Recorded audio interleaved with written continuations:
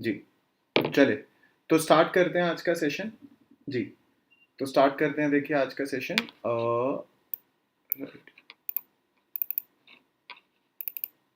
Okay, right.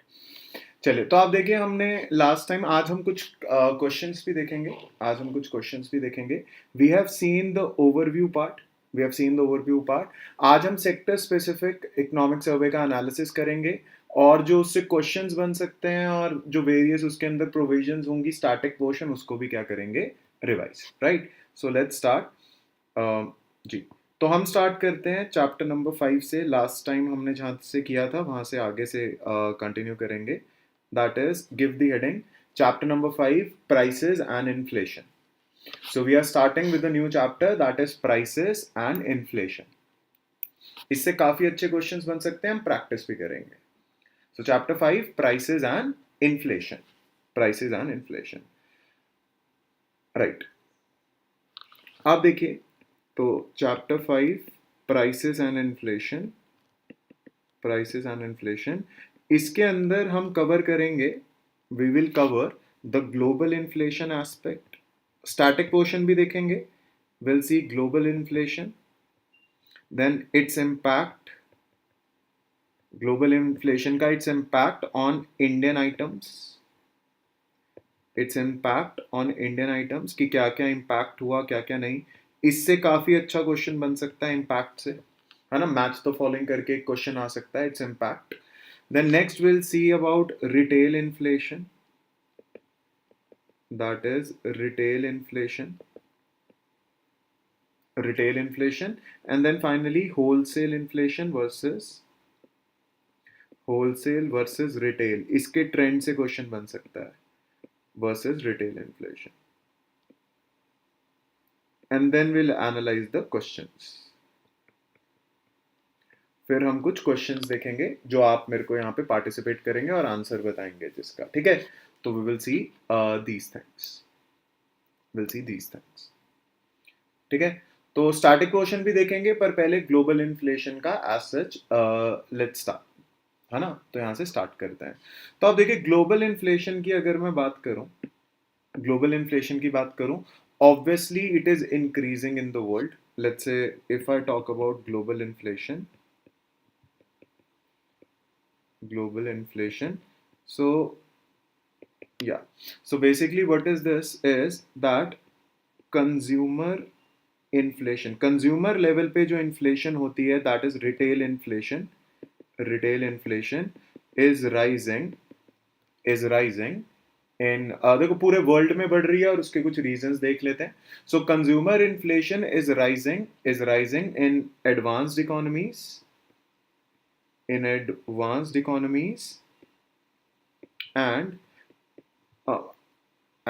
emerging market developing economies. तो हर जगह inflation consumer level पे बढ़ रही है ना। तो हर जगह इन्फ्लेशन कंज्यूमर लेवल पे बढ़ रही है, जिसके रीजंस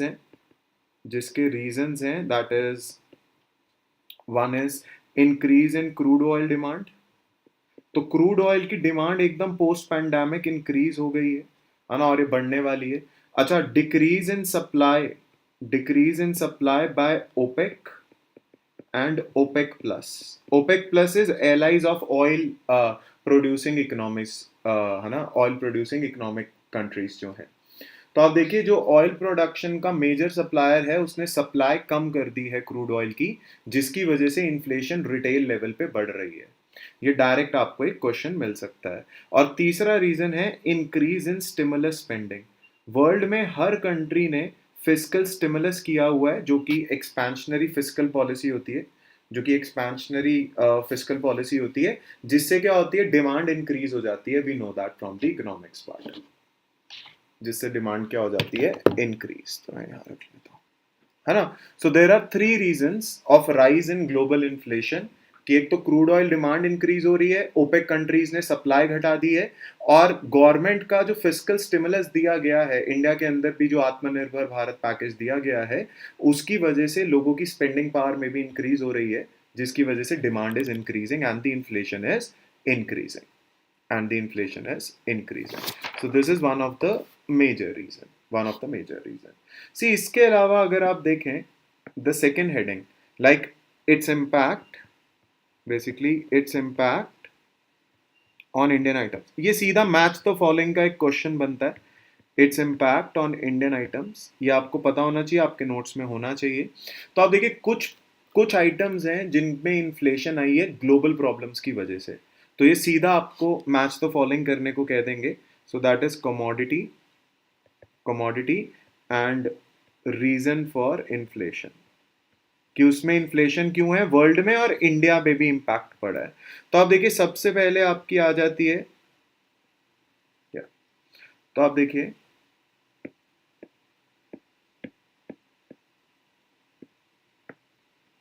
सबसे पहले आपका आ जाता है एल्यूमिनियम। अब एल्यूमिनियम का सबसे बड़ा एक्सपोर्टर है चाइना, और उसने जो है वो प्रोडक्शन इसकी गिरा दी है। तो आपसे रीजन पूछ सकते हैं एल्यूमिनियम की क्या प्रॉब्लम है, राइज इन डिमांड, एक तो डिमांड बढ़ गई कोविड के बाद, plus curtailed inflation, curtailed production, curtailed production by China, curtailed production by China, जो कि मेजर एक्सपोर्टर है, जो कि मेजर एक्सपोर्टर है एल्यूमिनियम का।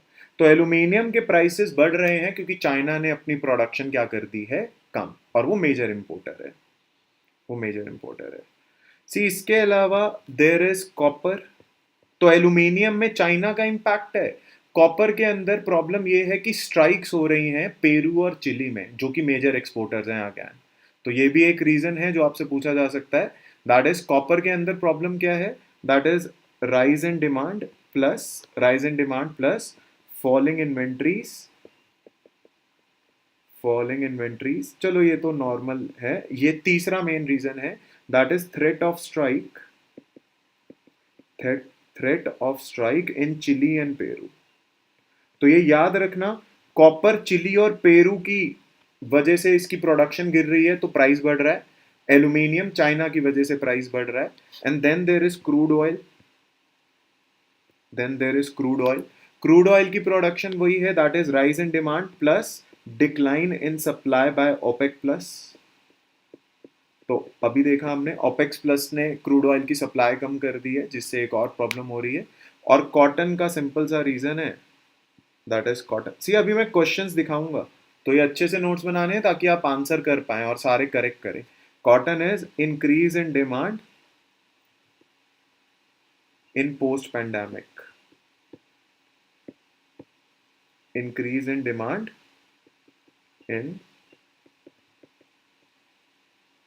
इन पोस्ट पैंडेमिक, इन पोस्ट पैंडेमिक वर्ल्ड।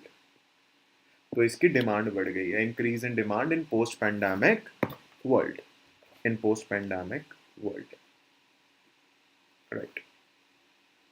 तो आप देखिए ये ज्यादा इंपॉर्टेंट हो जाता है, ग्लोबली इन्फ्लेशन बढ़ रही है, ये आई डोंट थिंक यूपीएससी वो क्वेश्चन पूछेगा, लेकिन वो ये जरूर पूछ सकता, sir isn't Russia Ukraine war also, Russia Ukraine war is today's issue, is today's issues, economic survey is past year. तो आपका यूपीएससी जो है वो पास्ट ईयर पूछेगा, इसका इंपैक्ट अगले आपको इकोनॉमिक सर्वे में मिलेगा। Are you getting this? तो वो आपसे एक चीज बोल सकता है कि उससे सप्लाई कम हो जाएगी, correct, but they will ask you कि पिछले उससे, sir what factors leading to cotton demand increase, see clothing industry, लिखवा रहा हूं अभी। कॉटन क्यों बढ़ रहा है, क्लोथिंग इंडस्ट्री। पोस्ट पैंडेमिक में सी 2 साल लोग लॉकडाउन में अपने घर पे बैठ गए, अब बाहर निकल रहे हैं तो कपड़े किसी को फिट नहीं आ रहे हैं, कपड़े फिट नहीं आ रहे हैं, पुराने हो गए हैं, तो सबको नए कपड़े की शॉपिंग करनी है। क्लोथिंग एंड फुटवियर इंडस्ट्री को बूम मिला है पिछले 6-7 महीनों के अंदर, है ना। So that is the major reason of increase in cotton demand, increase in cotton demand. अभी लिखवा रहा हूं, sir climate change responsible for inflation in cotton, yes yes. तो वो तो एडिशनल फैक्टर्स हो गए, ये है मेजर रीजन, ये है मेजर रीजन जो इकोनॉमिक सर्वे ने लिस्ट करें। तो ऑब्वियसली इसके पूछे जाने का स्कोप बहुत ज्यादा बढ़ जाता है, बहुत ज्यादा बढ़ जाता है। So you see we have seen why global inflation, why global inflation, there is global inflation and why global inflation, 3 reasons, and what is the impact on Indian items, specific Indian items, तो वो देखा है। अब देखते हैं major, जिसमें static portion भी involve है, रिटेल इन्फ्लेशन क्या होती है, होलसेल इन्फ्लेशन क्या होती है, और इंडिया में उसका ट्रेंड क्या चल रहा है। तो फटाफट से देख लेते हैं। तो लेट्स सी या, तो आप देखिए इसके अंदर हम देखते हैं, देखो पहले हम बात करते हैं, अच्छा देखिए यू नो दिस, इंडिया के अंदर we are talking about inflation measures, फिर रिटेल इन्फ्लेशन पे चलता हूँ, फिर होलसेल पे इन्फ्लेशन मेजर्स। तो इंडिया में इन्फ्लेशन दो हैं प्राइमरली, एक है आपकी सीपीआई जो कि रिटेल लेवल पे चेक करती है, रिटेल लेवल पे इन्फ्लेशन चेक करती है, और एक है डब्ल्यूपीआई जो कि होलसेल लेवल पे चेक करती है, प्रोडक्शन लेवल पे, प्रोडक्शन लेवल पे जो चेक करती है, जो कि रिटेल लेवल पे इन्फ्लेशन चेक नहीं करती है ना। तो सीपीआई निकालता कौन है, एनएसओ, मिनिस्ट्री ऑफ स्टैटिस्टिक्स के अंदर, मिनिस्ट्री ऑफ स्टैटिस्टिक्स के अंदर, और डब्ल्यूपीआई निकालता है office of economic adviser, office of economic adviser, ministry of commerce, ministry of commerce. तो एक तो दोनों निकालते अलग अलग एजेंसीज हैं, और ये आप देख लेते हैं, मैंने यहाँ पर डाला हुआ है, आप देखिए, this is the major difference, this is the major difference. CSO is now NSO, तो एनएसओ निकालता है एक, तो दोनों का बेस ईयर सेम है। डब्ल्यूपीआई के अंदर 697 कमोडिटीज हैं और कोई सर्विसेज और टैक्सेस इन्वॉल्व नहीं होते, यहां पर कुछ सर्विसेज और टैक्सेस इन्वॉल्व होते हैं। तो एक तो ये मेजर डिफरेंस आपको क्लियर होना चाहिए। निकालता कौन है, लेवल क्या है, और सीपीआई के अंदर you find services and taxes also which are involved in calculating inflation, and WPI के अंदर you do not find any services और taxes involved, you do not find any services और टैक्सेस इन्वॉल्व्ड। एक तो ये major issue है। सी दूसरी चीज अगर आप देखें, ये है लेट्स से दोनों के अंदर वेटेज का भी फर्क है, दोनों के अंदर वेटेज का भी फर्क है। डब्ल्यूपीआई की कॉम्पोजिशन ये है, आप चाहे तो लिख लेंगे। डब्ल्यूपीआई के अंदर primary articles 22.6, fuel and power 13.15 and manufactured products 64.23% होता है। ये मंथली निकलती हैं, क्वार्टरली निकलती हैं, ऐसे निकलते हैं। तो आप देखिए एक तो ये कॉम्पोजिशन है डब्ल्यूपीआई की, डब्ल्यूपीआई की डिफरेंसेस भी लिखवा रहा हूं अभी, और सीपीआई की ये प्रोडक्ट, ये कॉम्पोजिशन है। इसमें फूड एंड बेवरेजेस की वेटेज बहुत ज्यादा होती है कंज्यूमर इंडेक्स में, 45.9।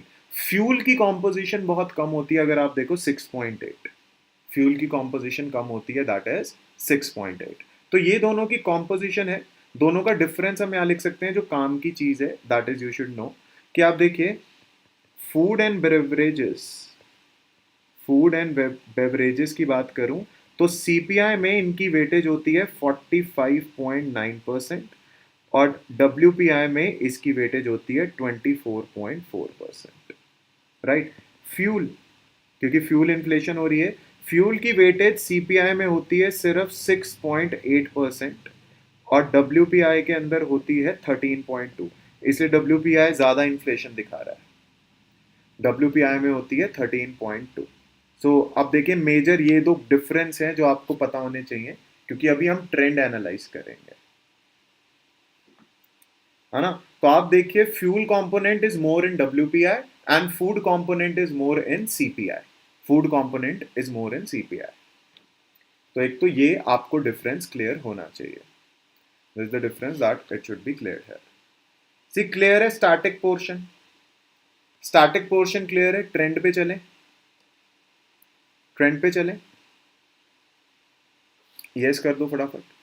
If the static concept is clear सबको, जो मैंने आपको ये दिखाया वो स्टैटिक पोर्शन था, मैंने आपको मेजर डिफरेंसेस भी बता दिए, कौन निकालता है कैसे निकालता है वो भी बता दिया। तो क्या स्टार्ट करें फिर अब, लाइक ट्रेंड देखें, यस आ जाइए। से अब ये इंपॉर्टेंट हो जाता है। सबसे पहले हम देखेंगे सबसे पहले हम देखते हैं रिटेल इन्फ्लेशन पे ट्रेंड। तो सबसे पहले हम देखते हैं that is retail inflation, retail inflation जो कि सीपीआई से मेजर होती है, जो कि सीपीआई से मेजर होती है, तो हम वो देख लेते हैं। देखो वर्ल्ड में सीपीआई इन्फ्लेशन बहुत ज्यादा बढ़ी है, लेकिन इंडिया के अंदर वो अपनी रेंज के अंदर रही है। अच्छा what is the range for CPI, India ने सीपीआई के टारगेट सेट किए हुए हैं कि हम इससे रेंज से बाहर नहीं जाने देंगे, तो what is the range for CPI inflation in India? कितना है अभी? 4 ± 2, absolutely correct, very good Vishwajeet. तो इसके अंदर आप देखिए क्या है रिटेल इन्फ्लेशन के अंदर, लाइक ऑल दो, पहली चीज आपको ध्यान रखनी है, ऑल दो world world retail inflation world retail inflation increased, but it remained range bound in India. It remained range bound in India. Range bound in India, that is 4 ± 2%. हमारी इसी रेंज में रही।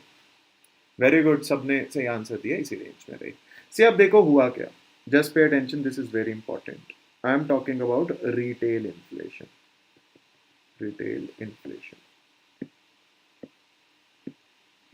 सी सबसे पहली चीज, government has introduce a new indicator in retail. New indicator, इससे पक्का question आएगा, मैं भी दिखाऊंगा आपको। New indicator, new indicator,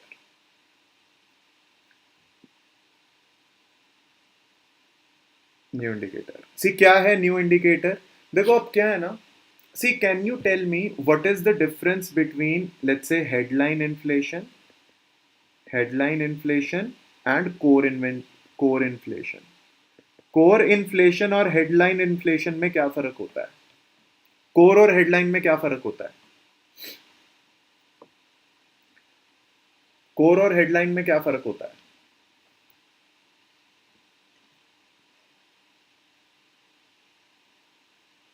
headline excludes food and fuel, तो headline minus food plus fuel is equal to core inflation.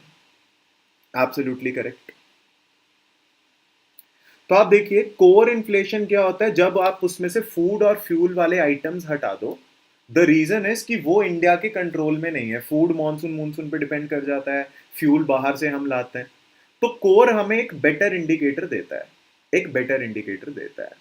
C but आप ध्यान से देखिए, आप ध्यान से देखिए, इनके अलावा भी बहुत सारे ऐसे आइटम्स हैं जो फूड और फ्यूल से पावर होते हैं, लाइक उनसे लिंक्ड होते हैं, लेकिन हम उसे एक्सक्लूड नहीं करते कोर इन्फ्लेशन में।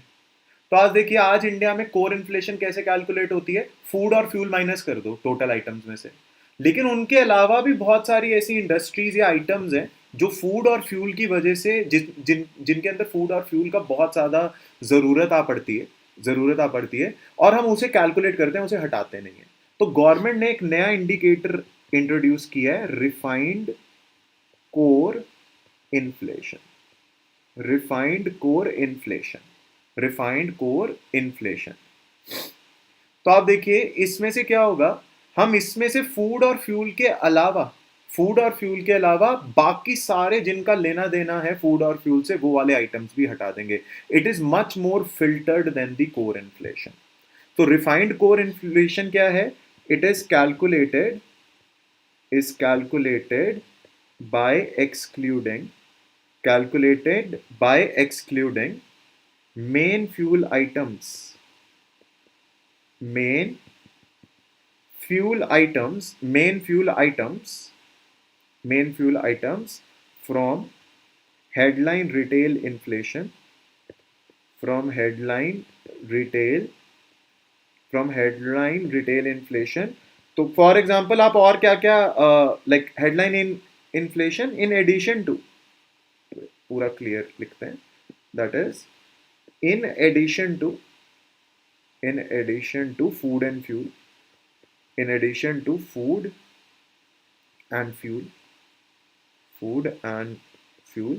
तो ये तो हम पहले कर ही रहे थे कोर के लिए, अब आप नई चीजें भी एक्सक्लूड कर दोगे। For example petrol for vehicles, जितना भी लेना देना है, जितने भी आइटम्स का लेना देना है फूड या फ्यूल से, डीजल, डीजल फॉर व्हीकल्स, तो हम ये वाली चीजें भी अब कैलकुलेट नहीं करेंगे। Lubricants, lubricants and other fuels, कोई भी ऐसा फ्यूल है या फूड आइटम है जिसका कुछ भी लेना देना है इन दोनों से, हम उन्हें एक्सक्लूड कर देंगे। सो बेसिकली आप देखिए, refined core inflation is core inflation minus other items, other main fuel items. आप मतलब जिसका फ्यूल का इनडायरेक्टली इम्पैक्ट होता है, हम वो वाली चीजें भी हटा रहे हैं, हम वो वाली चीजें भी हटा रहे हैं, हम वो वाली चीजें भी हटा रहे हैं। देखो मैं दिखा देता हूँ। I think I have kept it here.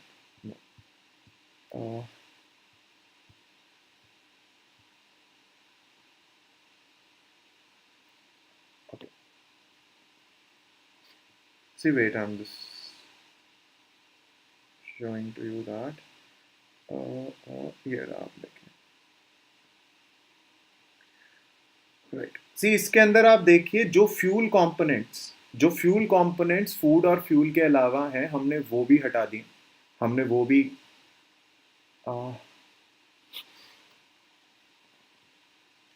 Right.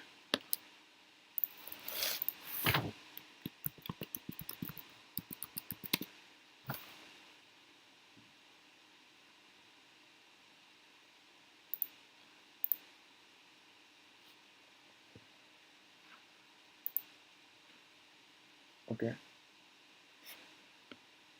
M I visible? Yes. तो हमने फूड और फ्यूल आइटम्स भी, हमने इसमें से अदर आइटम्स भी हटा दिए, है ना, हमने इसमें से अदर आइटम्स भी हटा दिए।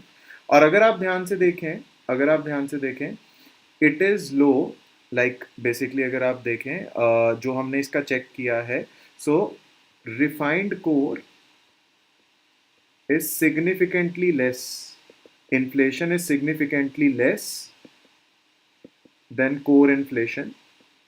तो ये हमें कोर इन्फ्लेशन से कम मिली है, इसका मतलब है कि और भी बहुत सारे आइटम्स हैं फ्यूल जो बाकी चीजों को इम्पैक्ट करता है। Is significantly less than core inflation, indicating indicating impact indicating impact of inflation in fuel items on conventional core inflation। तो आप देखिए ये क्या दर्शाता है कि अगर हम मेन फ्यूल आइटम्स को हटा दें कोर में से, तो बहुत सारा इन्फ्लेशन घट जाता है। इसका मतलब क्या है कि फ्यूल के बहुत सारे कंपोनेंट्स हैं जो हमारी इन्फ्लेशन को बढ़ा के रखते थे, जो हमारी इन्फ्लेशन को बढ़ा के रखते थे। So this is a new indicator which is added in economic survey 2021-22, जो कि क्या करता है, जो क्या करने की कोशिश करता है, जो कोर को फर्दर रिफाइन करता है by excluding the main fuel items like petrol, diesel, lubricants etcetera from the original core inflation.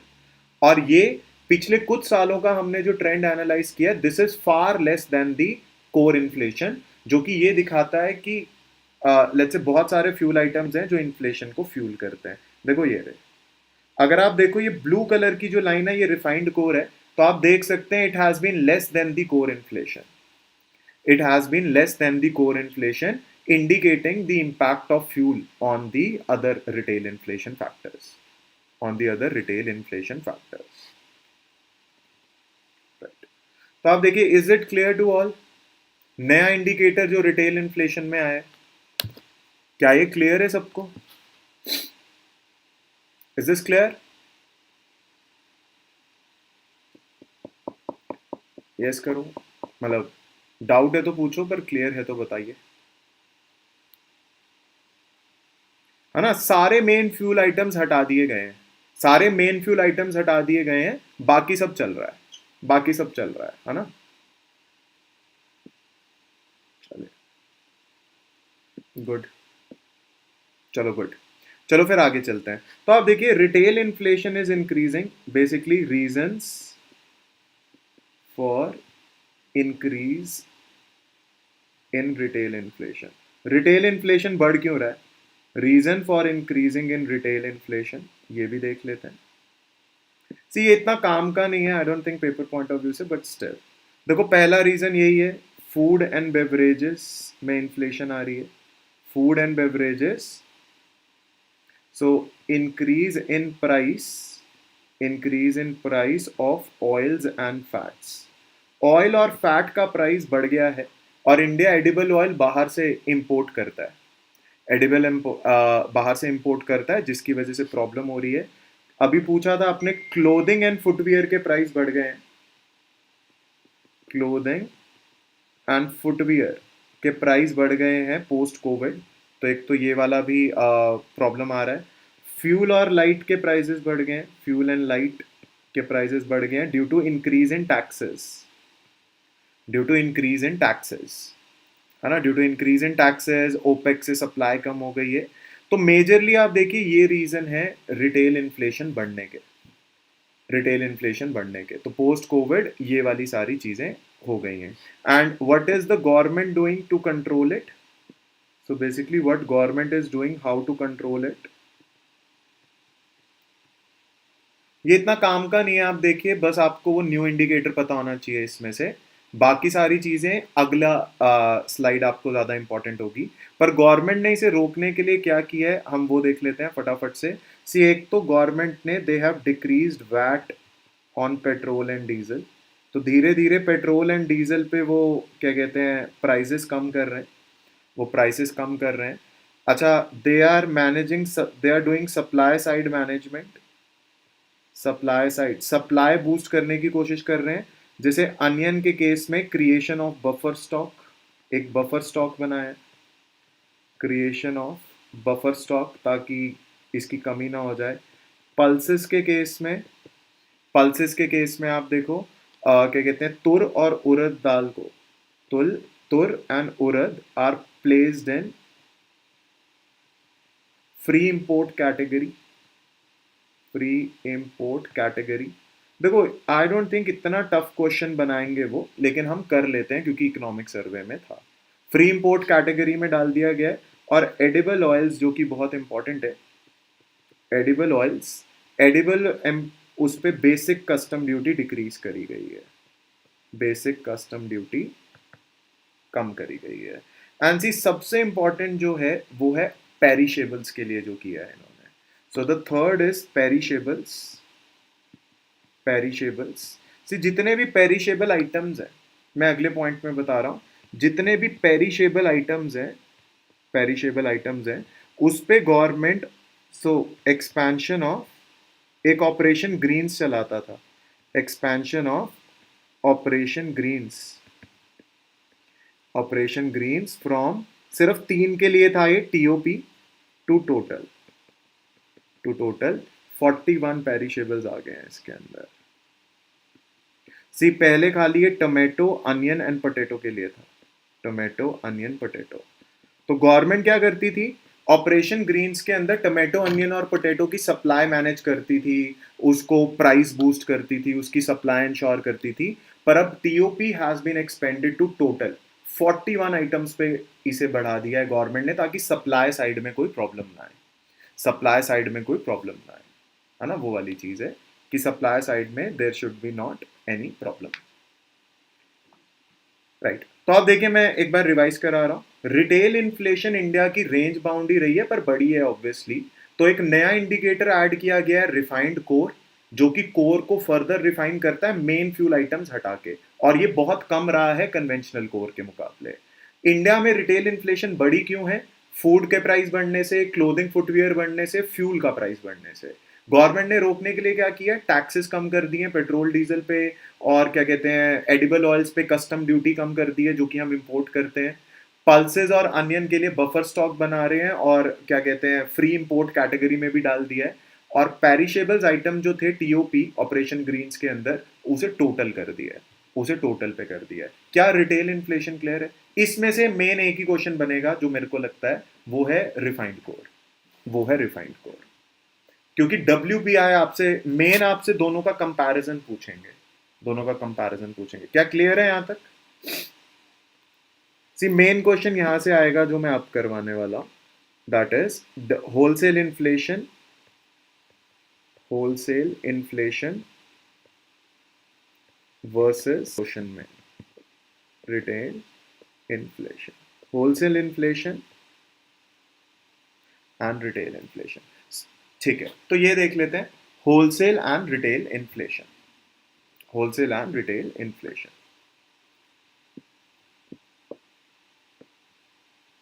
ठीक है, सी अब ये ध्यान से देखेंगे आप, जस्ट पे अटेंशन, डायग्राम से चलते हैं आगे।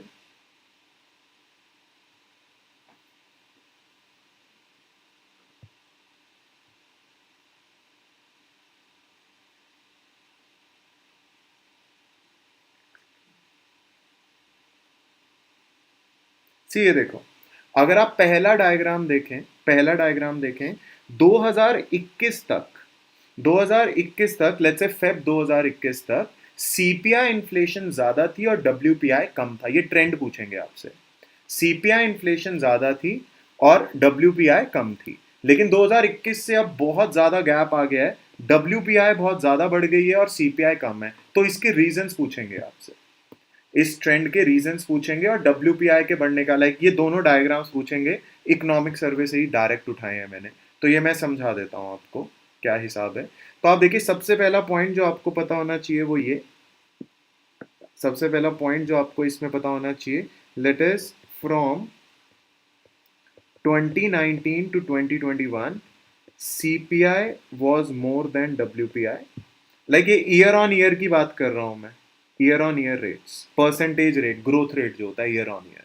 तो CPI was more than WPI, but from but from Feb 2021, Feb 2021, WPI is far more than CPI. WPI is far more than CPI, और इसके कुछ रीजंस हैं, जो ये दोनों चीजें आपसे पूछ सकता है, और इसके कुछ रीजंस हैं जो हमें देखने। इसके कुछ रीजंस हैं, देखो सबसे पहला रीजन है variations in base effect. See base effect आपको पता है, अगर पिछले साल आपका बहुत ज्यादा नंबर हो तो अगले साल आपको बहुत कम दिखता है। द रीजन इज आपका बेस बढ़ जाता है परसेंटेज फैक्टर में। तो आप देखिए, मैंने आपको जैसे बताया डब्ल्यूपीआई कुछ सालों से कम रह रहा था। तो आप देखिए, कुछ सालों से 2019 में 2020 के अंदर it was very less let's say 3%, 4%। इसीलिए 2021 में थोड़ा सा ग्रोथ हुआ तो ये 12.5% के आसपास दिख रहा है। सो WPI has increased a lot because of base effect, क्योंकि उसका लो बेस था पिछले 2-3 सालों की वजह से। तो first reason is base effect, जिसकी वजह से WPI, सी मैं आपको रीजंस बता रहा हूं why WPI is more than CPI। ये आपसे सीधा पूछ लेंगे प्री के अंदर। तो एक तो है बेस इफेक्ट का रीजन, सी दूसरा है कंसेप्चुअल डिफरेंस। दोनों का कंसेप्ट ही अलग है। Conceptual difference in their purpose and design, in their purpose and design. देखो कैसे, WPI होलसेल लेवल पे और CPI रिटेल लेवल पे। सी अब प्रॉब्लम क्या है, आप ध्यान से देखिए, कोरोना के बाद production, like post corona production has increased but demand is yet to recover. तो देखो, लोगों ने सामान बनाना तो स्टार्ट कर दिया है, पर अभी उतनी सेल नहीं हो रही क्योंकि डिमांड नहीं है शायद से। I hope you understand this. एक तो बेस इफेक्ट रीजन है कि WPI ज्यादा क्यों है, दूसरा क्या है, WPI प्रोडक्शन लेवल पे है, होलसेल लेवल पे। तो प्रोडक्शन तो बहुत बढ़ गई है, लेकिन शायद लोग अभी खरीद नहीं रहे हैं, उन्हें डर है कि पैसे ना लग जाएं, सेव करके रखते हैं, दोबारा लॉकडाउन ना लग जाए, वो वाली चीज है। तो ये है दूसरा रीजन। देखो चार है, ये है दूसरा रीजन। तीसरा रीजन है वेट्स एंड आइटम्स। दोनों में वेट्स का भी फर्क है, वेट्स एंड आइटम्स। तो आप देखिए, मैंने आपको पहले ही बताया, फूड एंड बेवरेजेस के अंदर इन्फ्लेशन थोड़ी सी कम हुई है क्योंकि सरकार ने गरीब कल्याण योजना लॉन्च करी है। फूड एंड बेवरेजेस CPI में 45.9% है, जबकि WPI में सिर्फ 24.4% है। तो फूड एंड बेवरेजेस में इन्फ्लेशन कम हुई तो CPI तो कम हो गया, पर WPI इतना कम नहीं हुआ। दूसरा, फ्यूल जिसके प्राइस बहुत बढ़ गए हैं, वो CPI में सिर्फ 6.8% है, जबकि WPI में 13.2% है।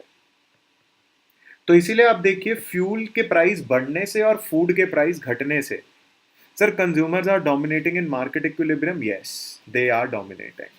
प्राइसेस गिरने चाहिए, like that is the trick. तो ये तीसरा रीजन है, और लास्ट रीजन है, फोर्थ रीजन है लैगिंग, जो ऊपर ही लिखवा दिया, लैगिंग डिमांड पिक।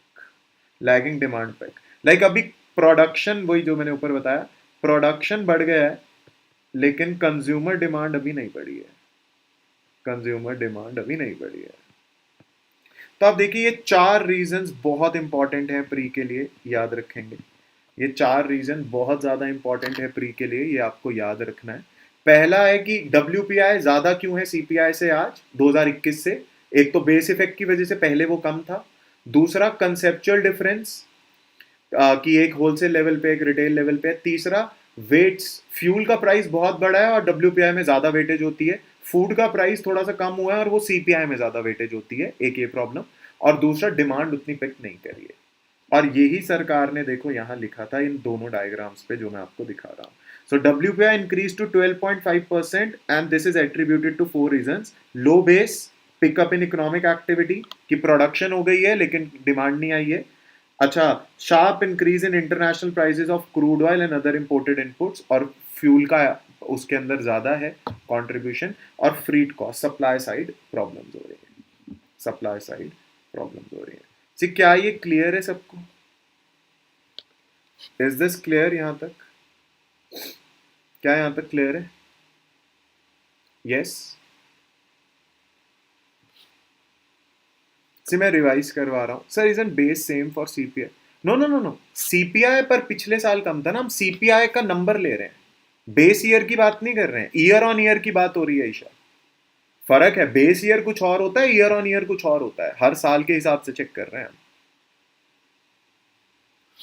देखो बेस इफेक्ट क्या होता है अखिल, पिछले साल लेट्स से अगर आपने 100 रुपए कमाए थे, है ना, आपने 100 रुपए थे आपके पास, और अब आपने लेट्स से 20 रुपए ज्यादा कमाए, 20 रुपए और कमाए, तो आपका ग्रोथ परसेंट है 20% पिछले साल के मुकाबले।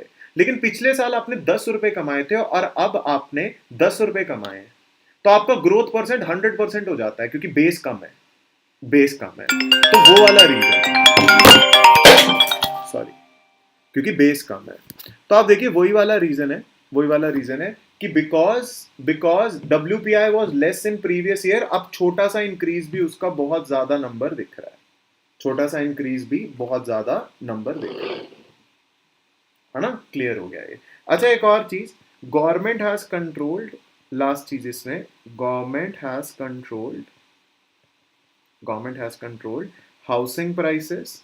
गवर्नमेंट की जो वो हाउसिंग फॉर ऑल स्कीम है उससे हाउसिंग प्राइसेस कम हुए हैं और फार्मास्यूटिकल प्राइसेस कम रहे हैं, फार्मास्यूटिकल प्राइसेस कम रहे हैं due to NPPA, national pharmaceutical pricing authority, जो कि प्राइस को रेगुलेट करता है। Sir, in spite of RBI's accommodative stance, government fiscal stimulus, why demand is not picking up? See, production is picking up. Demand होनी तो चाहिए, low people are reluctant to spend. See let's say अगर मेरे bank में पैसा है, तो पैसे हैं मेरे पास गवर्नमेंट की फिस्कल स्टिमुलस की वजह से, पैसा है मेरे पास, लेकिन मैं लगाने से पहले डर रहा हूं कि लॉकडाउन में क्या करूंगा। भाई कार खरीद तो लूं, लॉकडाउन लग गया तो खराब हो जाएगी। आप समझ रहे हो? So people have money, they are not spending, they are not spending. तो लोगों के मार्केट में सामान तो पड़ा है, लाइक दुकानों में सामान है, पर लोग खरीदने नहीं आ रहे हैं डर की वजह से, शायद वो इशू हो रहा है। तो वो तो individual preference. RBI is becoming hawkish lately, correct. Pharmaceutical prices NPPA की वजह से घट हो रहे हैं, लाइक कंट्रोल हुए हैं।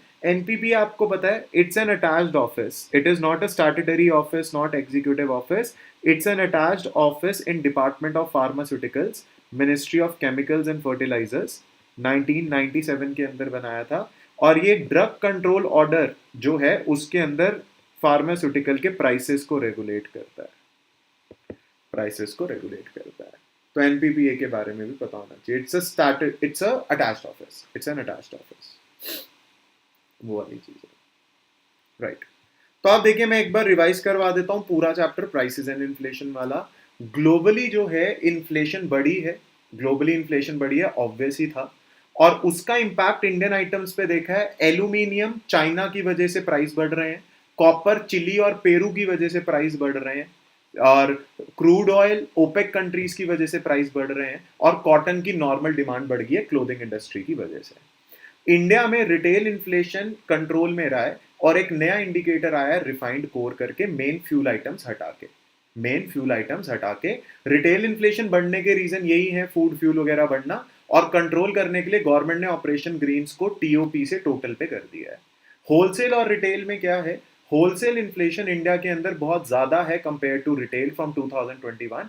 रीजंस है base effect, different weights, conceptual issues and economic activities.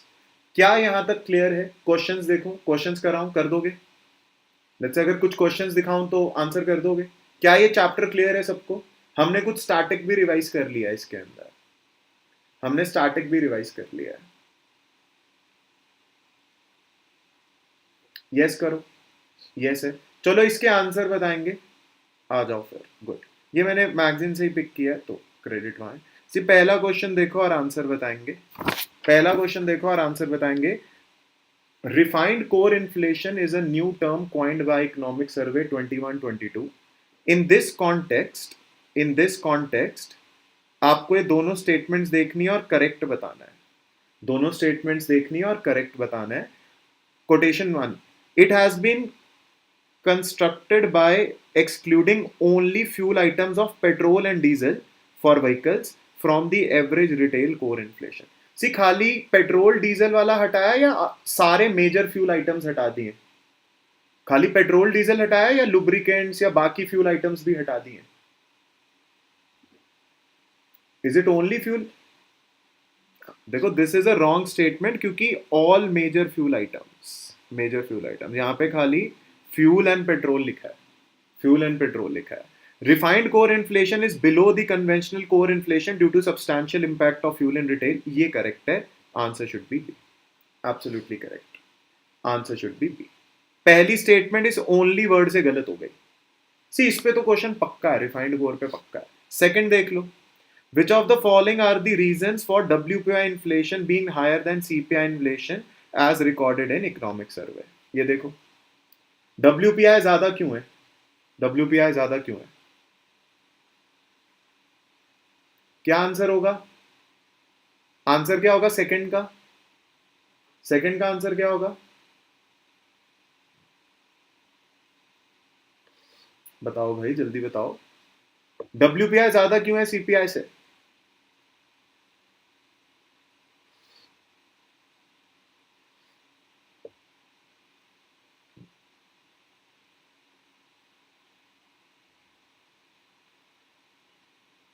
Answer should be B, all correct. Low base correct, conceptual difference correct, reopening of economies yes, क्योंकि प्रोडक्शन बढ़ रही है पर डिमांड नहीं इंक्रीज हो रही है. तो this is also one of the reason. This is also one of the reason. Absolutely correct, B, बिल्कुल सही. थर्ड देख लो. Economic survey has revealed a positive and high correlation of domestic inflation and global commodity prices. Consider the following pairs. तो कौन सा किससे? Aluminium is because of threat of strike in Chile and Peru. Wrong. It is because of China. Copper is because of Chile and Peru. Copper is because of Chile and Peru. Crude oil is OPEC. Cotton is improved demand. 3 and 4 correct. Answer should be A. Absolutely correct, teacher. उल्टा दिया है ये. Aluminium is major producer is China. Aluminium is China. Last बता दो, ये सबसे आसान है. Which of the following body releases WPI? Wholesale price index कौन रिलीज करता है? ये आसान क्वेश्चन है फिर स्टैटिक से. Answer should be D, office of economic adviser. Office of economic adviser. Done. तो आप देखिए, is this clear to all this chapter? देखो, स्टैटिक से क्वेश्चन हो तो भी कर देना और इससे क्वेश्चन हो तो भी कर देंगे. स्टैटिक भी रिवाइज हो गया और आपने करंट भी इसके अंदर ऐड कर दिया. चलें वो अगले चैप्टर पे चलें. अगले चैप्टर पे चलें. क्या यहां तक क्लियर है?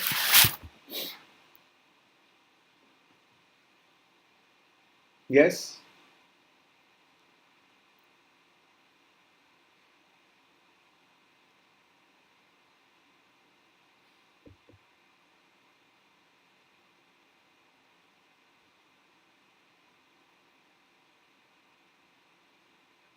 चलो चलो, गुड. चलो,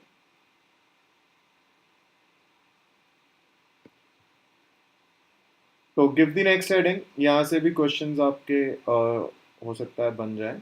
chapter 9 services. Let's see chapter 9 services. और इसका भी फ्लो चार्ट बना लेंगे. इसका भी फ्लो चार्ट बना दो.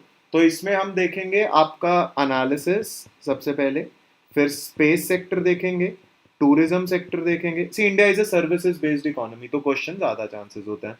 स्टार्टअप्स देखेंगे एंड पेटेंट्स देखेंगे, पेटेंट्स देखेंगे। अच्छा, जो स्टैटिक पोर्शन है वो मैं इससे स्किप करूंगा, लाइक वो वाला जो एक्सटर्नल सेक्टर में हम कराते हैं कि सर्विसेज का ट्रेंड क्या है, कितना एक्सपोर्ट्स हो रहे हैं कितने नहीं, वो स्टैटिक में भी कराया हुआ है, हम नई चीजें चेक करेंगे, है ना। तो सेम ही चीज रिवाइज करने की बार बार जरूरत नहीं है, वो आपके नोट्स में ज्यादातर होगा, लाइक जब आप बैलेंस ऑफ पेमेंट वाला चैप्टर पढ़ते हैं, है ना, वहां से। पहले एनालिसिस की बात करते हैं, क्वेश्चन ज्यादा आने के स्कोप बन जाते हैं। That is analysis, analysis. इस चैप्टर को भी अच्छे से समझेंगे, फिर आंसर करेंगे क्वेश्चंस। एनालिसिस, एनालिसिस, ठीक। तो आप देखिए, India is a services based economy, हमें पता ही है। और सर्विसेज का कंट्रीब्यूशन, फर्स्ट पॉइंट है सर्विसेज कंट्रीब्यूशन इंडिया के अंदर घटा है। क्योंकि आप देखिए सर्विसेज में जो ट्रैवल एंड ट्रेड है, हमने कल परसों भी देखा था, जो ट्रैवल एंड ट्रेड है वो बहुत सिग्निफिकेंटली डिक्लाइन हुआ है कोविड की वजह से। सर्विसेज कंट्रीब्यूशन 55% थी in 2019-20, this has gone down to 53% in 2021-22। क्योंकि आप देखिए अब रिवाइव कर रहा है, लेकिन ऑब्वियसली इम्पैक्ट देखो, सॉफ्टवेयर सर्विसेज, वेबसाइट सर्विसेज, ये सारी सर्विसेज तो बहुत अच्छी करी हैं, ये सारी सर्विसेज तो बहुत अच्छी करी हैं, लेकिन ये वाली कुछ चीजें हैं जो लाइक ट्रेड ट्रैवल, वो अभी शायद रिकवर नहीं कर पाया है। सी ये क्वेश्चन इंपॉर्टेंट है सेकंड पॉइंट एनालिसिस का, right. See this is related to let's say states and UTs.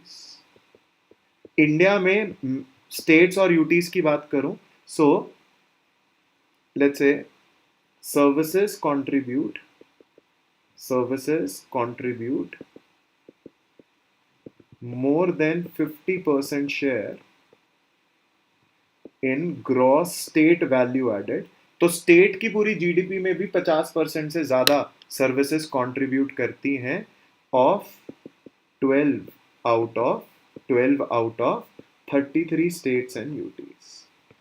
तो 33 स्टेट्स और यूटीज में से 12 स्टेट्स और यूटीज ऐसी हैं इंडिया में जो 50% से ज्यादा जिनमें जिनके यहाँ सर्विसेज सेक्टर कंट्रीब्यूट करता है। और इसके अंदर भी Maharashtra and Karnataka, film industry है ना, Maharashtra and Karnataka are top two contributors, top two contributors to services in terms of GSVA। तो स्टेट के अंदर दो स्टेट जहां सबसे ज्यादा वो है, क्या कहते हैं, सर्विसेज का वैल्यू है, that is Maharashtra and Karnataka. Maharashtra and Karnataka, वो वाला इंपॉर्टेंट हो जाता है। सी थर्ड पॉइंट अगर आप इंडिया का यहाँ पर देखेंगे, ये भी इंपॉर्टेंट हो जाता है, दैट इज आप देखिए इंडिया का वर्ल्ड में जो शेयर है, India has 4.1% share in global services export. ये इतना ही रहा है ज्यादातर इन ग्लोबल सर्विसेज एक्सपोर्ट। तो इंडिया टोटल वर्ल्ड के सर्विसेज एक्सपोर्ट में से 4.1 पे कंट्रीब्यूट करता है, और इसमें सबसे ज्यादा इंडिया करता है software, software exports, software exports. Total exports में से अराउंड 48.5%, 48.5% इन टोटल एक्सपोर्ट्स। हम जितने भी एक्सपोर्ट करते हैं उसमें से आधा कम से कम किसका है, सॉफ्टवेयर्स का। आधा सबसे पहले कहाँ है, सॉफ्टवेयर्स। तो वो एक इंपॉर्टेंट हो जाता है, वो इंपॉर्टेंट हो जाता है। सी एक last point, FDI inflows, FDI inflows in service sector, FDI inflows in service sector, in service sector से आप देखिए, एक तो service sector, India service sector is largest recipient of, India में सबसे ज्यादा जो एफडीआई आती है, largest recipient of FDI inflows in India. तो इंडिया में जितनी भी एफडीआई इनफ्लोज आती हैं उसमें सबसे ज्यादा सर्विसेज को ही जाता है, सर्विसेज को ही जाता है। एक तो ये वाला पॉइंट है, एक तो ये वाला पॉइंट है जो इंपॉर्टेंट है। सेकंड है वर्ल्ड इन्वेस्टमेंट रिपोर्ट जो होती है, वर्ल्ड इन्वेस्टमेंट रिपोर्ट, ये कौन निकालता है, ये भी इंपॉर्टेंट हो जाता है। 2021 में आई है। This is release by UNCTAD, United Nation conference of trade and development, UNCTAD, UNCTAD, ये अनकैड निकालता है। और आप देखिए इसके according India is fifth largest recipient of FDI in 2020। तो हम 5वें स्थान पर हैं FDI रिसीव करने में 2020 के अंदर, और जितनी भी आती है वो सबसे ज्यादा कहाँ जाती है, सर्विसेज में, in 2020। And see India was 9th in 2019। तो हमने अपनी प्लेस इंप्रूव करी है 4 प्लेसेस, हमने 4 प्लेसेस इंप्रूव करी हैं इसके अंदर, which is a good sign. तो आप देखिए ये कुछ 4 पॉइंट्स हैं जो आपको एनालिसिस, मॉरिशस, यस। तो आप देखिए इंडिया के लिए आपको सर्विसेज सेक्टर में ये 5 पॉइंट एनालिसिस में 4 पॉइंट पता होने चाहिए। एक तो इंडिया का कंट्रीब्यूशन डिक्रीज हुआ है, India is a services based economy. 12 states total ऐसी हैं जहां पे 50% से ज्यादा सर्विसेज कंट्रीब्यूट करता है। और उसके बाद अगर आप देखें, इंडिया वर्ल्ड एक्सपोर्ट में 4.1% कंट्रीब्यूट करता है, और सर्विसेज सेक्टर सबसे ज्यादा इंडिया में जो FDI आता है उससे लेना देना है उसका।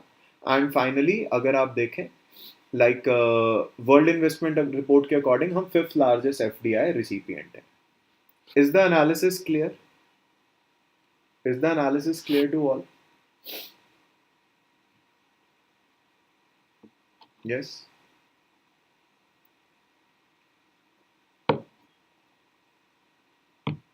देखो ये फैक्ट्स पता ही होने चाहिए प्री के लिए, एक क्वेश्चन भी होता है तो it is worth.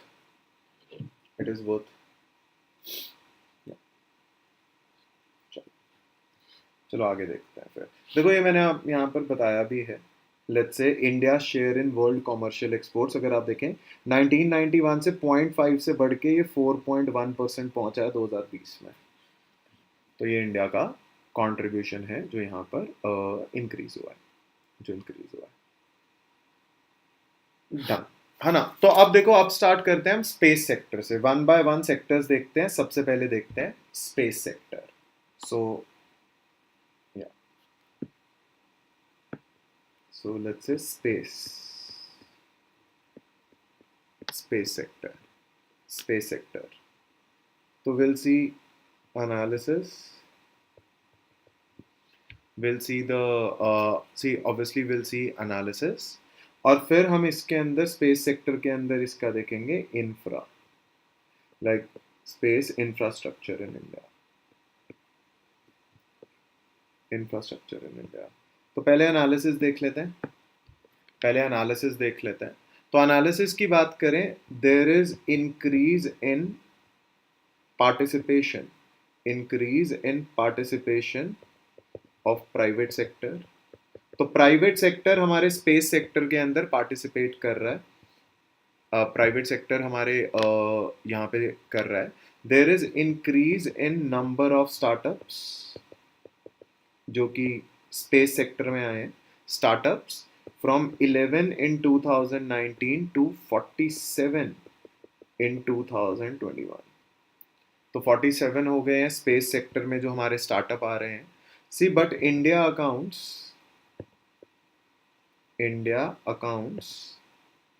For only 2% of space economy. 2% of space economy मतलब वर्ल्ड स्पेस इकोनॉमी, जो पूरे वर्ल्ड में स्पेस है, हम सिर्फ 2% उसका है, which is well below US and China. तो पूरे वर्ल्ड में जो स्पेस इकोनॉमी है उसमें हमारा कंट्रीब्यूशन सिर्फ 2% है, डिस्पाइट सिग्निफिकेंट वो क्या कहते हैं, contribution of ISRO and all. तो हम देखो अभी काफी पीछे चल रहे हैं। बेसिकली कहने के मतलब इतना है कि we are very behind in terms of space industry and all, है ना, ये ऐसे हो जाता है। इंफ्रास्ट्रक्चर में देखें तो obviously there is ISRO which is there is Antrix which is there is let's say New Space India Limited that is there, है ना। एंड फाइनली एक नई जो अभी बनी है, that is InSpace, तो ये कुछ इंफ्रास्ट्रक्चर है हमारे स्पेस सेक्टर का जिस पे शायद आपसे क्वेश्चन आ सकता है, शायद आपसे क्वेश्चन आ सकता है। तो एक बार देख लेते हैं एक एक करके क्या है क्या नहीं। इस पे से एक क्वेश्चन शायद बन सकता है। सबसे पहले इसरो की बात करते हैं, या आपके स्टार्टेक से भी क्वेश्चन उठ सकता है। तो सबसे पहले इसरो की बात करते हैं। तो इसरो की अगर आप बात करें, इसरो की बात करें, so there was INCOSPAR, that is Indian National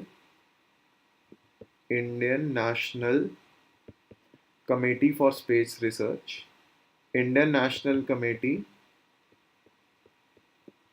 for Space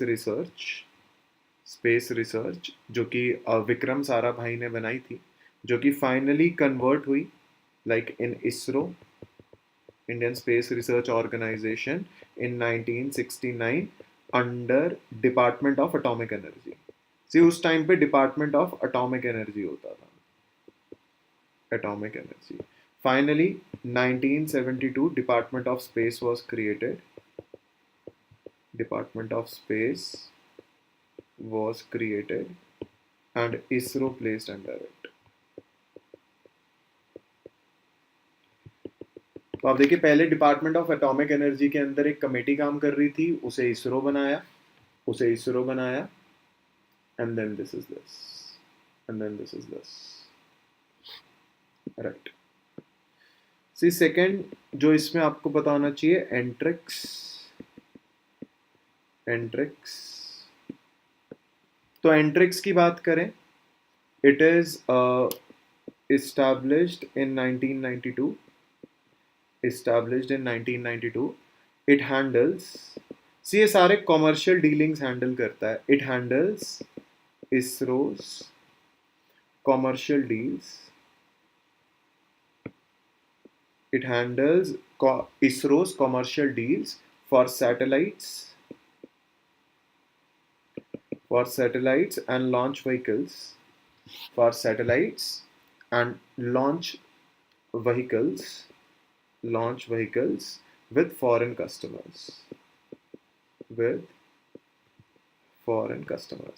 तो आप देखो ये सारे कॉमर्शियल डीलिंग देखता था, पर गवर्नमेंट ने इस पे से बर्डन हटाने के लिए एक तीसरी एजेंसी बनाई 2019 में, new space India limited, new space India NSIL, new space India limited NSIL, that is established in 2019। सी ये क्या करता है, ये जो छोटे छोटे ये बूस्ट करता है इंडिया में जितनी इंडस्ट्रीज हैं कि वो स्पेस बेस्ड टेक्नोलॉजीज को अडॉप्ट करें, ये स्पेस बेस्ड टेक्नोलॉजीज को अडॉप्ट करें ताकि डिमांड बढ़े और ऑब्वियसली हमारा प्राइवेट सेक्टर क्या कहते हैं पार्टिसिपेशन इंक्रीज हो। So basically it is also commercial arm of ISRO, another commercial arm of ISRO, commercial arm of ISRO. What is it does is it is involved in mass production and manufacture of SSLV and PSLV, small satellite launch vehicle and PSLV, in partnership with private sector, तो ये private sector को boost करेगा, in partnership with private sector through technology transfer. ये what it does, it deals with capacity building, it deals with capacity building of local industry for space manufacturing, for space technology। तो ये क्या कोशिश करता है, देखो इसका ऑलमोस्ट सेम काम है जो एक नई एजेंसी बनाई है इन स्पेस। ये क्या करता है, ये जितनी इंडस्ट्रीज हैं इंडिया के अंदर उन सबको स्पेस बेस्ड टेक्नोलॉजी के अडेप्टेशन करने में मदद कर रहा है ताकि डिमांड बढ़े। ताकि डिमांड बढ़े, that is the one thing. और इन्हीं सबको ध्यान में रख के गवर्नमेंट ने एक नई एजेंसी बनाई है, Indian space, Indian national space, Indian national space promotion and authorisation centre, promotion and authorization center, that is in space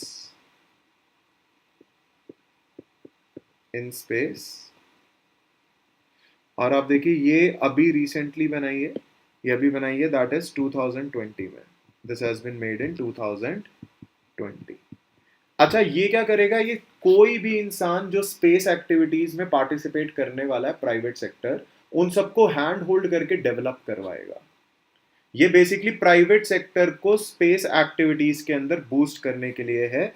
it will act as promoter, it will act as promoter and regulator of space activities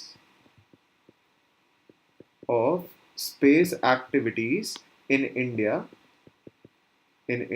by NGPs, non-government private entities, non-government private. तो कोई भी, चाहे आप भी करना चाहो, ये आपका सिंगल पॉइंट ऑफ कांटेक्ट है। It is a single point interface, it is a single point interface between ISRO, it is a single point interface between ISRO and anyone who wants to participate, and anyone who wants to participate in space related activities,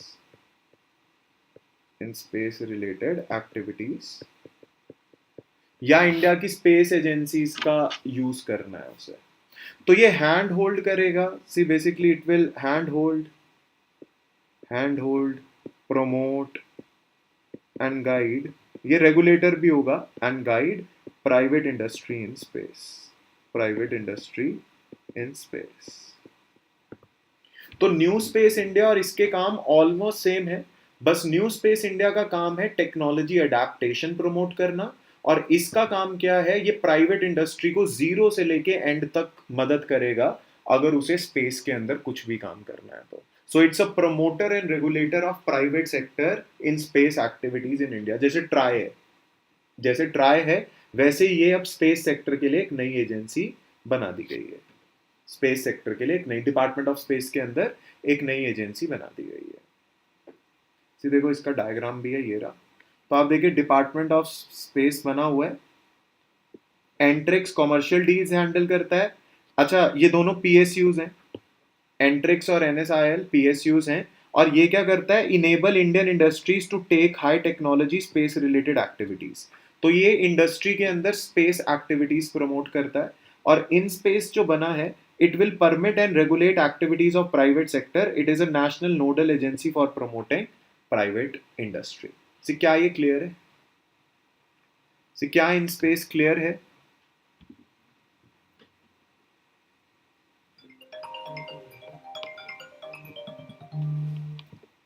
See, is this clear? See, third point में last था space tech. तो आप देखो ये भी PSU है और ये भी पीएसयू है, both are PSU.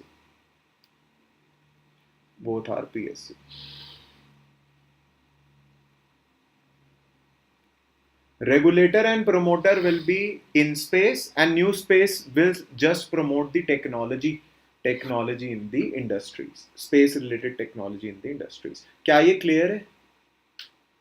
Is this clear to all?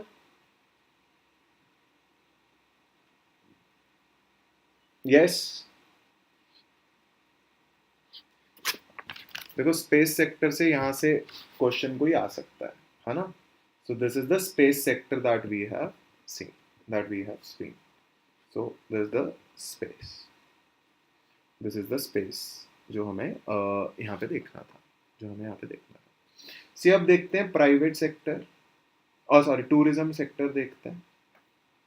या So let's see the second sector, that is okay, that is tourism. That is tourism. इसके बारे में ज़्यादा डेटा नहीं है, रीज़न बहुत सिंपल है, क्योंकि ये सबसे ज़्यादा इम्पैक्ट हुआ है कोविड के अंदर। ये सबसे ज़्यादा इम्पैक्ट हुआ है कोविड के अंदर। तो 2019 का डेटा है और लेटेस्ट कुछ स्कीम्स हैं जो हम यहाँ पर देख लेते हैं, जो हम यहाँ पर देख लेते हैं, जो काम कर सकते हैं। देखो, worst impacted, it is worst impacted by covid, worst impacted by covid. See 2019 का अगर आपको डेटा लेना है यहाँ पे, फिर हम लेटेस्ट देखेंगे। 2019 का डेटा लेना है तो आप सबसे पहले फॉरेन टूरिस्ट अराइवल देखें कोविड से पहले।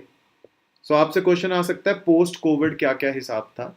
फॉरेन टूरिस्ट अराइवल देखें यहाँ, तो आप देखिए सबसे ज़्यादा हमारे यहाँ कहाँ से आते थे? बांग्लादेश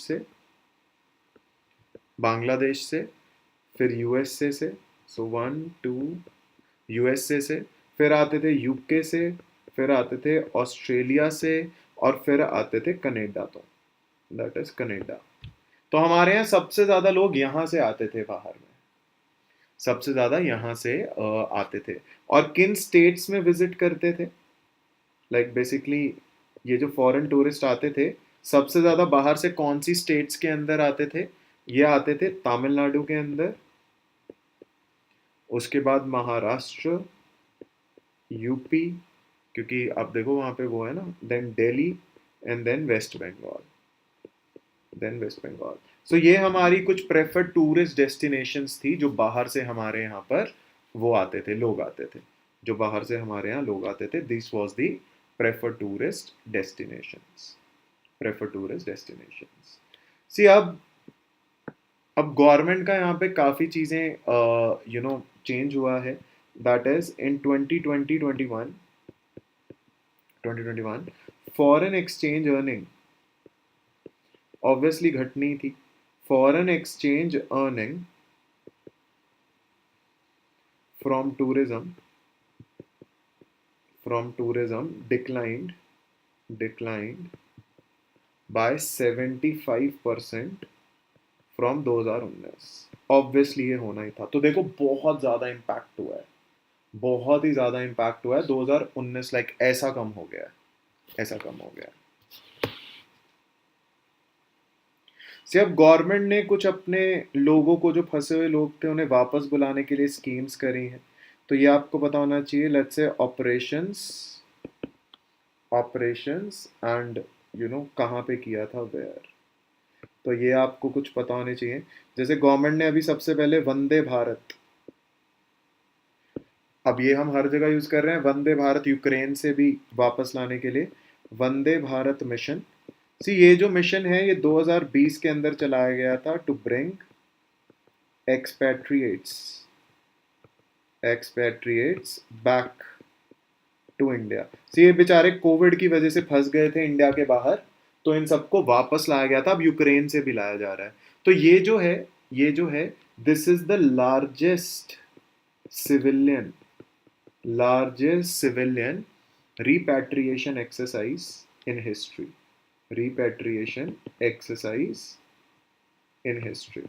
तो वंदे भारत मिशन के तहत बहुत सारे लोगों को अभी अपने 10वें फेज के अंदर है, 10वें फेज के अंदर है। तो एक तो ये है, तो ये बहुत इंपॉर्टेंट है, पूछ सकते हैं आपसे। इसके बाद इंडिया ने एक ऑपरेशन किया था सुकून। तो मैच तो फॉलोइंग आ सकता है सुकून, जो 2006 के अंदर 2006 लेबनन वॉर के लिए था। लेबनन वॉर में जो लोग फंसे थे उनको वापस लाने के लिए सुकून। उसके बाद था ऑपरेशन सेफ होम कमिंग। ये हमने लॉन्च किया था 2011 के अंदर। That is for Libya civil war के लिए। लिबिया में जब सिविल वॉर हुआ था, वहां से लोगों को वापस लाने के लिए। इसके बाद एक था मैत्री ऑपरेशन था 2015 के अंदर नेपाल अर्थक्वेक के दौरान। और फाइनली एक था राहत। ये था 2015 में जब यमन में क्राइसिस हुए थे, यमन क्राइसिस। तो ये मैच द फॉलोइंग करके टूरिज्म में आपसे कुछ क्वेश्चन अच्छा बन सकता है, क्योंकि इम्पैक्ट हो गया। आई डोंट थिंक 2019 वाले डेटा पे क्वेश्चन आएगा, क्योंकि वो पुराना हो गया, लेटेस्ट कोई डेटा अभी रिलीज नहीं किया है। लेकिन इन ऑपरेशंस पे और कहाँ पर हुए थे, टाइम क्या था, शायद इस पे आपसे एक क्वेश्चन बन सकता है कि ऑपरेशन राहत, ऑपरेशन सुकून वाज रिलेटेड टू व्हाट। तो ऐसा शायद आपसे क्वेश्चन पूछा जा सकता है।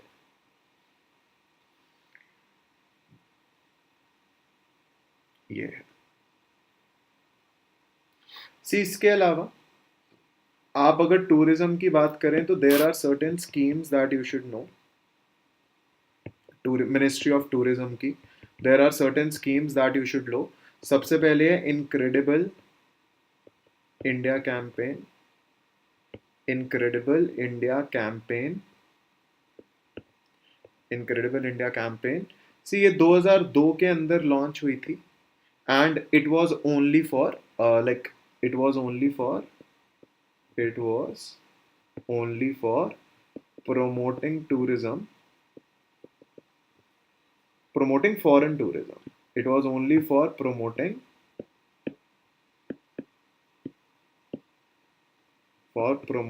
foreign tourism. ये सिर्फ फॉरेन टूरिज्म के लिए था। 2009 के अंदर domestic tourism was also added, कि बूस्ट कुछ दिन तो गुजारो गुजरात में, also added, also added. And finally 2008 के अंदर एक और हुआ था, एजुकेटिव कैंपेन भी इसके अंदर एक चलता है। एजुकेटिव कैंपेन इंडिया की छवि सुधारने के लिए, एजुकेटिव कैंपेन अतिथि देवो भव,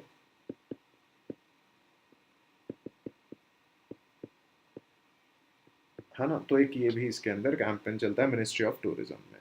सी इसके अलावा there is a Prasad scheme, प्रसाद हो गया जो किया, प्रसाद स्कीम, प्रसाद स्कीम जो कि सेंट्रल सेक्टर स्कीम है। वो तो कैंपेन है, ये है सेंट्रल सेक्टर स्कीम। सारा पैसा सेंटर से आता है हेरिटेज साइट्स को प्रमोट करने के लिए। Let's say to boost heritage sites, to boost heritage sites. एक प्रसाद स्कीम भी इसके अंदर चल रही है, जैसे ये देखो।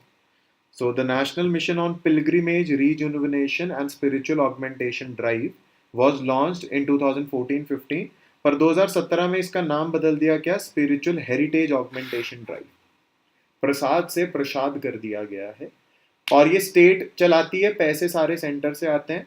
ऑब्जेक्टिव क्या है कि आप ग्लोबल पिलग्रिमेज और हेरिटेज साइट्स को रिजुविनेट करोगे, कम्युनिटी बेस्ड डेवलपमेंट करोगे, अवेयरनेस लाओगे, लोकल क्राफ्ट्स और कल्चर को प्रमोट करोगे, और इंफ्रास्ट्रक्चर गैप्स बिल्ड करोगे। तो इसके अंदर हमने कुछ साइट्स पिक कर रखी हैं जो स्पिरिचुअल और हेरिटेज साइट्स हैं, और उनकी डेवलपमेंट के लिए सरकार पैसे देता है, उनकी डेवलपमेंट के लिए सरकार पैसे देता है। So basically this was launched in 2014 as PRASAD, and 2017 में it was renamed as PRASAD. Heritage sites को डेवलप करता है। और लास्ट है स्वदेश दर्शन स्कीम। सिर्फ पूरे इंडिया के अंदर सर्किट्स बनाए जा रहे हैं, बुद्धा सर्किट, रामायण सर्किट, वो वाली चीज। 2014 के अंदर another central sector ministry of tourism के अंदर, सो डेवलपिंग सर्किट्स, है ना। आपको अगर घूमने जाना है तो बुद्धा कहाँ कहाँ गए थे वो एक सर्किट बना दिया, कोई दूसरा एक सर्किट बना दिया, वो वाली चीज है, वो वाली चीज है।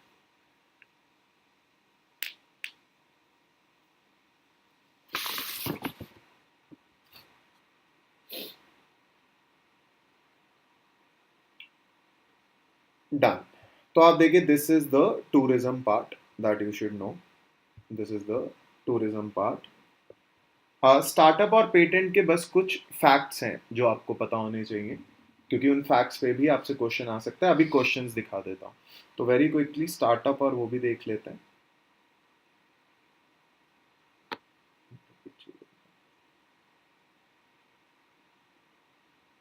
यहाँ कर लेते हैं। तो आप देखिए, let's talk about startups, let's talk about startups, क्योंकि रिसर्च एंड डेवलपमेंट से स्टार्टअप्स इंडिया के अंदर बहुत बढ़ रहे हैं, तो वो भी इंपॉर्टेंट हो जाता है। सी स्टार्टअप्स की बात करें तो आप देखिए इन 2021, ये कुछ डेटा है जो पता होना चाहिए। इन 2021 गवर्नमेंट recognized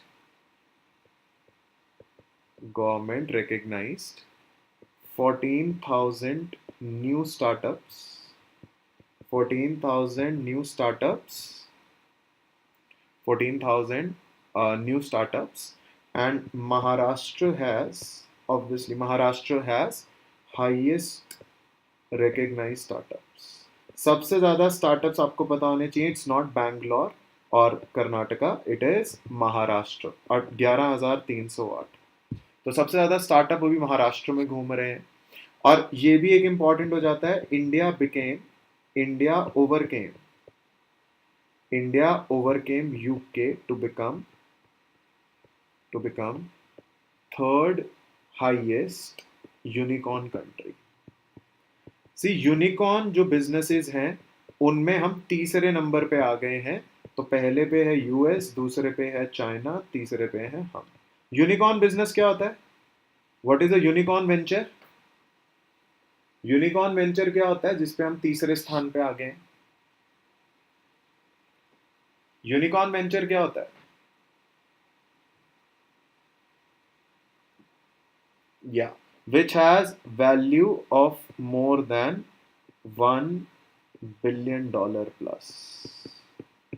$1 billion से ज्यादा जिसकी वैल्यूएशन हो जाए जी. तो इंडिया तीसरे स्थान पे आ गया. गुड. और स्टार्टअप्स को देखो, इंपॉर्टेंट आपको महाराष्ट्र ही याद रखना है बस, और ये यूनिकॉर्न वाली चीज याद रखनी है. और सी चौथे नंबर पे अगर आप देखो जो इसके लिए स्कीम्स चल रही हैं दुनिया भर की, एक तो है स्टार्टअप इंडिया, ये लास्ट टाइम भी करवाया था स्टार्टअप इंडिया. इसमें आपको लोन दिए जाते हैं और ये है डीपीआईआईटी के अंदर, मिनिस्ट्री ऑफ कॉमर्स चलाता है इसे. आपको स्टार्टअप अगर आप बनाते हो तो आपको कुछ फायदा देता है. और एक स्टैंड अप इंडिया स्कीम है जो मिनिस्ट्री ऑफ फाइनेंस, जिसके अंदर एक वुमेन और एससी एसटी को लोन देना ही देना है, जो कि मिनिस्ट्री ऑफ फाइनेंस चलाता है. This is one.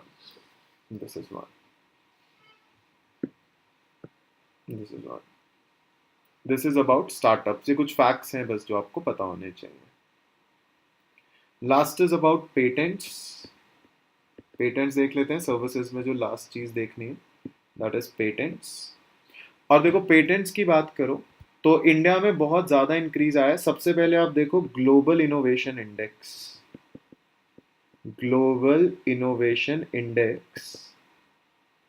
2021 का जो अभी निकला है. सी इंडिया जो है, अगर आप ध्यान से देखें, इंडिया 2015 और 16 के अंदर इंडिया की रैंक थी 81st, और अभी 2021 के अंदर 46th रैंक आई है ग्लोबल इनोवेशन इंडेक्स में.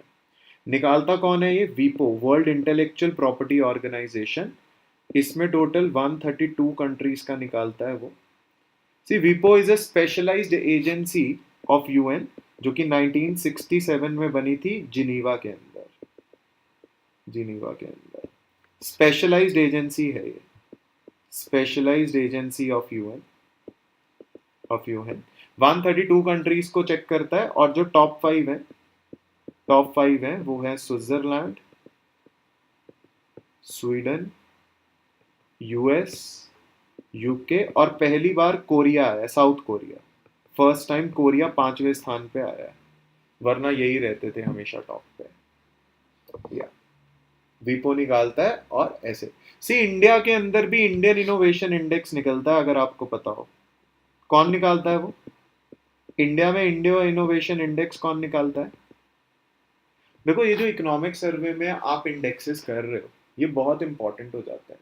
मेरी एक यूट्यूब पे वीडियो भी है इंडेक्सेस की, आप वो वाली वीडियो जरूर देखना, उसके नोट जरूर बना लेना, क्योंकि सीधा क्वेश्चन आ जाते हैं. पर जो इकोनॉमिक सर्वे में है वो तो इंपॉर्टेंट है. बिल्कुल सही, ये नीति आयोग निकालता है. मैंने उसमें बहुत अच्छे से सारी लिस्ट बताई हुई है. It's a very good video, उसके नोट जरूर बना लेना. इंडेक्सेस अगर बाय चांस उससे क्वेश्चन आता है, वरना ये वाले तो हैं जो प्री में आ रहे हैं, लाइक जो इकोनॉमिक सर्वे में आ रहे हैं, तो जरूरी है. सी आप देखिए अब इसका सेकंड पॉइंट, एक तो ग्लोबल इनोवेशन इंडेक्स हो गया. Again see there is increase in patents filed in India, जो कि 2010-11 में थे 39,400, और अब जो 2020 और 21 के अंदर हो गए हैं 58,502 and there is increase in patents granted in India. तो फाइल करना एक बात है और ग्रांट भी हुआ है। उस साल में 7509 था, अब 28391। तो आप देखिए there is a big increase in patents filed हर साल के अंदर, और साथ में उसके ऊपर वो होना, क्या कहते हैं, उसको मिलना। एंड लास्ट पॉइंट इसके अंदर, then the chapter is done, that is you देख आप देखिए इसके अंदर more applications are coming from, more applications are coming from Indian residents, then MNC, then MNC। तो ऐसा नहीं है कि MNCs ही ज्यादा इंडिया में पेटेंट फाइल कर रहे हैं, अब इंडियंस कर रहे हैं, वो इंपॉर्टेंट हो जाता है, अब इंडियंस कर रहे हैं, वो इंपॉर्टेंट है। तो आप देखिए दिस कंक्लूड्स आवर सर्विसेज वाला चैप्टर। मैं फिर से रिवाइज करवा देता हूँ। इंडिया के अंदर 12 स्टेट्स हैं 33 में से जहां पे 50% से ज्यादा सर्विसेज कंट्रीब्यूट करता है। टॉप 2 पे महाराष्ट्र एंड कर्नाटका।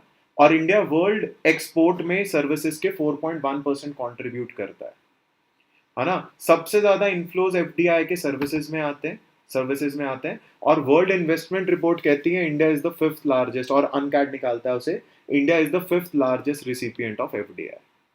स्पेस के अंदर बात करो तो एक नई एजेंसी बनाई है इन स्पेस, जो कि प्रमोटर और रेगुलेटर होगी प्राइवेट इंडस्ट्री की इंडिया के अंदर। और स्पेस के अंदर स्टार्टअप्स इंक्रीज हुए हैं। स्पेस की अगर आप बात करो 11 से 47 स्टार्टअप्स हो गए हैं 2021 में। ये नई सेगमेंट है जो चला है। और इंडिया वर्ल्ड इकोनॉमी के सिर्फ 2% कंट्रीब्यूट करता है स्पेस में, चाहे अब आपका इसरो कितना ही अच्छा क्यों ना हो। टूरिज्म की बात करो तो बहुत सारे मैंने आपको बताया वो हैं, क्या कहते हैं, ऑपरेशंस हैं, राहत सुकून जो हमने लॉन्च करें।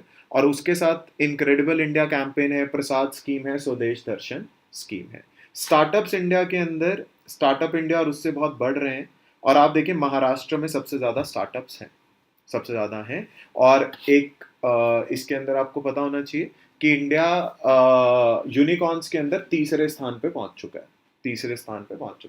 और पेटेंट में सबसे ज़्यादा इंडिया पेटेंट्स अब इंडियंस फाइल कर रहे हैं एमएनसी की जगह। और ग्लोबल इनोवेशन इंडेक्स के अंदर भी इंडिया की रैंक बढ़ी है। क्या ये चैप्टर क्लियर है सर्विसेज का? Is this clear, the services chapter? Questions देखें इसके, क्या है, क्लियर है? यस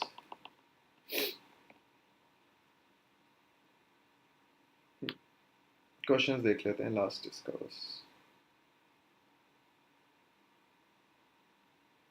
ये देख लो, पहले पहला क्वेश्चन देखो।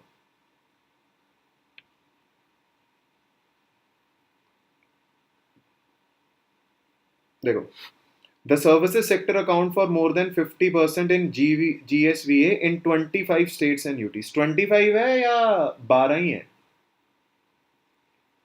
भाई? 25 है या लेट्स से नंबर सिर्फ 12 है? It's 12 not 25। इतनी नहीं है सर्विसेज। एक तो ये गलत है, पहला गलत है। सी दूसरा, India share in global services export is close to 4%, correct है। Services sector has been the highest recipient of FDI, ये भी करेक्ट है। Answer should be 2 and 3। Good. Next, with reference to startups in India, consider the following statements. Karnataka has highest number of recognized startups. It's Maharashtra। देखो, है ना। अगर आप सबसे ज्यादा स्टार्टअप की बात करें, इट्स महाराष्ट्र। अभी क्या देखो, ये बहुत टफ क्वेश्चन, क्योंकि आप बैंगलोर पे सोचोगे, India ranks 3rd in world in terms of unicorn startups, correct. तो answer should be B. India is 3rd, अभी 3rd हुआ है। थर्ड क्वेश्चन, स्पेस सेक्टर की बात कर रहे हैं। Number of startups in space sector has increase in the past 2 years for, ये 47 है, गलत प्रिंट है, सो दिस इज करेक्ट। 47 हो गए हैं 11 से, ये करेक्ट है। New space India limited has been set up to promote and regulate space activities in India in private entities. C ये करेक्ट है या गलत है? सी क्या ये स्टेटमेंट सही है? कि NSIL is created to promote and regulate space activities by private sector. ये करेक्ट है या गलत है?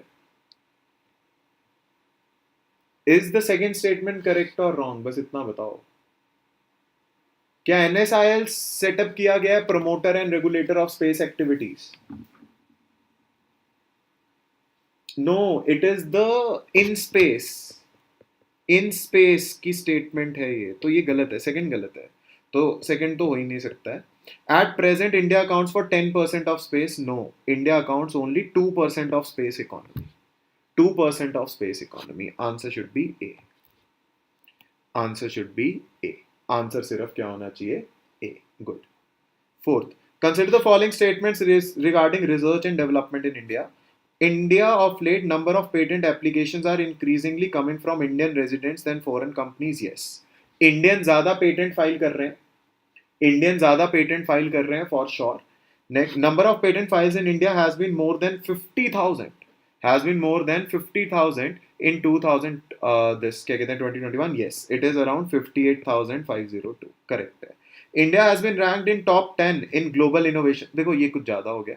टॉप 10 नहीं, 46th रैंक है हमारी. टॉप 10 तो कुछ ज्यादा ही हो गया. 46th रैंक है हमारी. तो answer should be B. Answer should be B. Answer should be B. देखो इकोनॉमिक सर्वे से ऐसी क्वेश्चन बनते हैं. अगर आपने नोट्स अच्छे से बनाए और रिवाइज करें, इकोनॉमिक सर्वे से एज सच क्वेश्चन नहीं गलत होगा अगर आते हैं तो. अगर आते हैं तो क्लियर है यहां तक? सी इज दिस क्लियर? ये दो चैप्टर्स क्लियर है जो आज करें.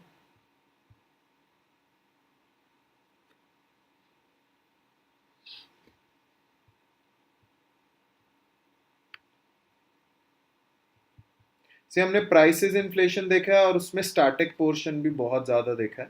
तो वी हैव सीन दैट.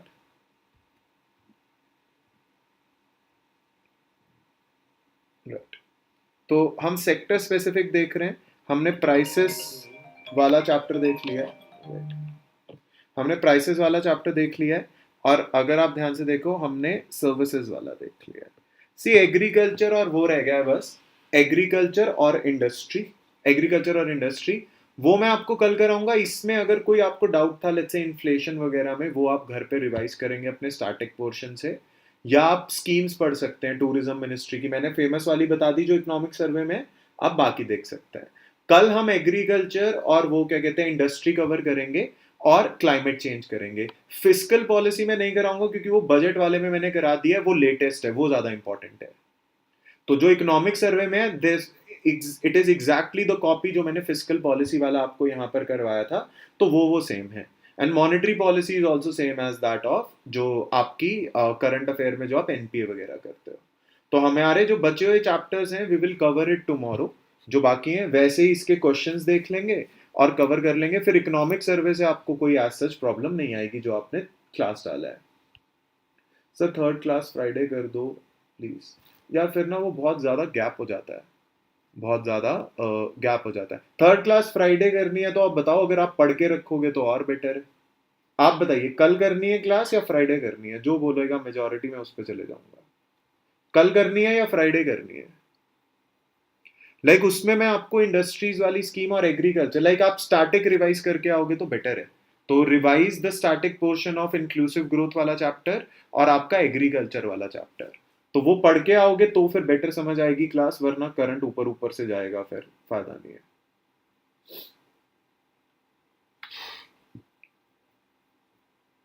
ठीक है कल कर लेते हैं, जल्दी हो जाएगा. फिर आप रिवाइज कर लेना है ना. तो कल कंप्लीट करते हैं. कल कंप्लीट करते हैं. कोई डाउट होगा तो परसों पूछ लेना है ना. तो कल करते हैं. आज ये रिवाइज करो. सी समझ आ गया सेशन? कोई प्रॉब्लम तो नहीं है? समझ आ गया सेशन सबको?